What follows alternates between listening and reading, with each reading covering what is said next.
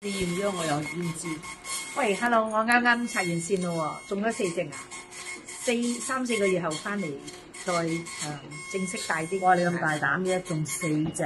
係啊，我係唔係衝動㗎？已經隱憂嚟㗎。呢個隱憂非常之耐，一陣間話俾你聽有咩隱憂令到我突然間咁有用啲。我聽你上次講話係大牙喎。係啊，大牙都4隻，好痛喎，會唔會好痛啊？係啊，喺度做嘅時候完全唔痛。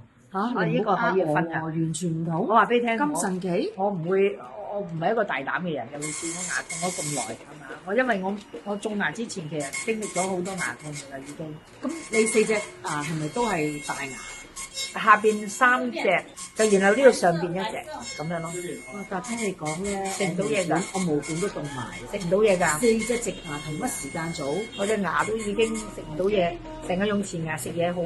哇！咁我覺得你應該真係要分享俾啲真係有需要植牙嘅朋友仔啊，因為咧大家都驚住又痛啦，又整得唔好啦，跟住又個效果差啦。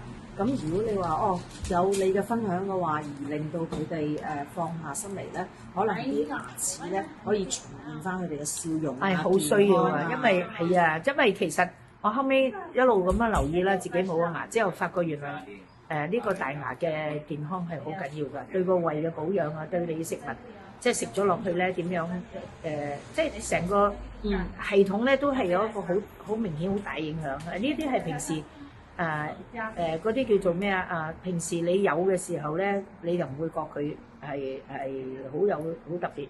當你冇咗之後，你先至咧發覺原來好重要。唔講唔知喎，如果真係牙齒唔健康嘅，或者冇咗啲牙嘅，又唔即刻去整翻嘅，可能對於啲身體啊、腸胃啊，尤其是啲老人家，會一個好沉重嘅負擔，非常影響晒佢哋呢幾年。